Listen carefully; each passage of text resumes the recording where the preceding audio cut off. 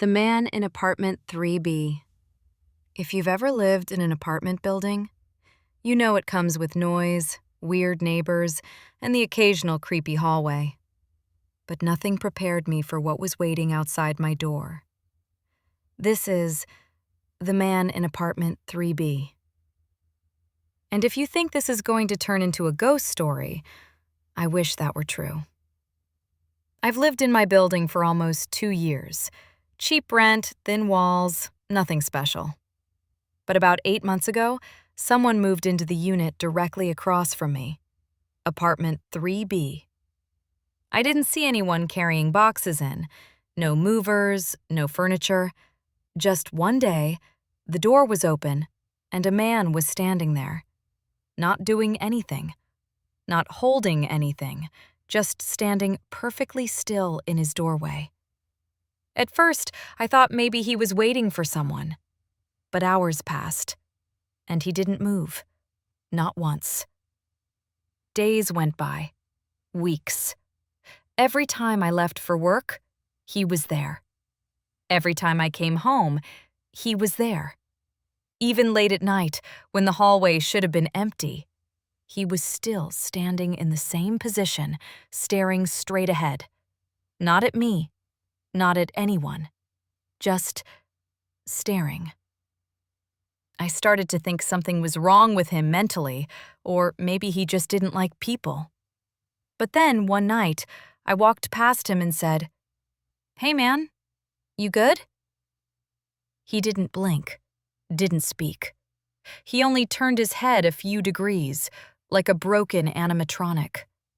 That was the first time I felt uncomfortable.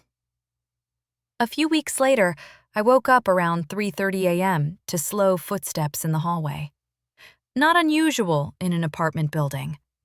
But the footsteps stopped, right outside my door. I got up, walked over, looked through the peephole, and nearly fell backwards.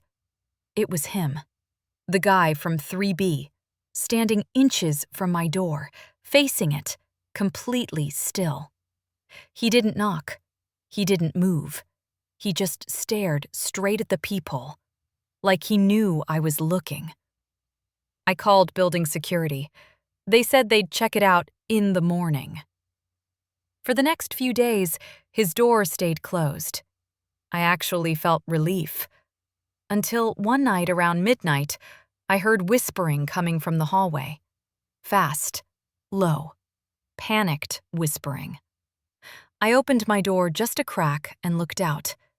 He was kneeling in the carpet, hands flat, head down, whispering directly into the floor like he was talking to something underneath it. When the door hinge creaked, he snapped his head up so fast it looked painful. I slammed the door. The whispering stopped instantly. The next morning, I left for work early.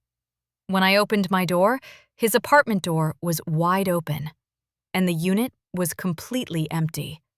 No furniture, no clothes, no trash, not even dust. I went downstairs and asked the landlord who the tenant was.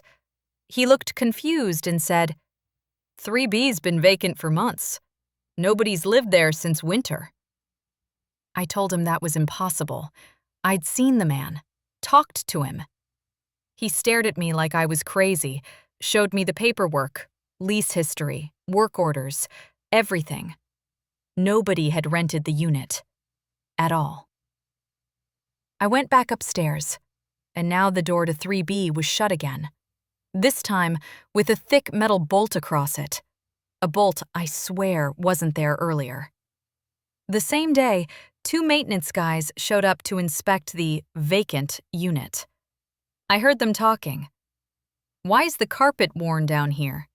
Like someone's been standing in the same spot for months." Another one said, "This place is too clean.